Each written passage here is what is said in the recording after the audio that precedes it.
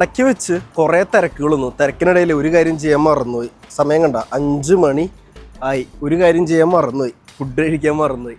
ഇവിടെയാണെങ്കിൽ പുതിയൊരു kebab shop വന്നിട്ടുണ്ട്. അപ്പം എന്തായാലും കഴിച്ചു നോക്കാമെന്ന് വിചാരിച്ചു. കഴിച്ചു നോക്കിയിട്ട് പറയാം എങ്ങനെയുണ്ടെന്ന്.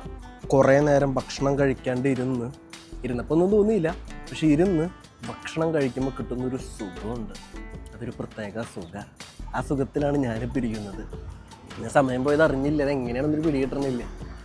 ഞാൻ ഇന്ന് ഷട്ടറൊക്കെ തുറന്നിട്ടൊക്കെയായിരുന്നു സ്റ്റുഡിയോയുടെ. അപ്പോൾ നല്ല വെളിച്ചത്തിൽ ഇങ്ങനെ നിൽക്കുമായിരുന്നു. അപ്പോൾ ഞാൻ വിചാരിച്ചു സമയം പോയിട്ടില്ലെന്ന് വെച്ച് നോക്കുമ്പോൾ 10 മണിക്കൂർ ഓൾറെഡി കഴിഞ്ഞു. അല്ല 11 മണിക്കൂർ ഓൾറെഡി കഴിഞ്ഞു.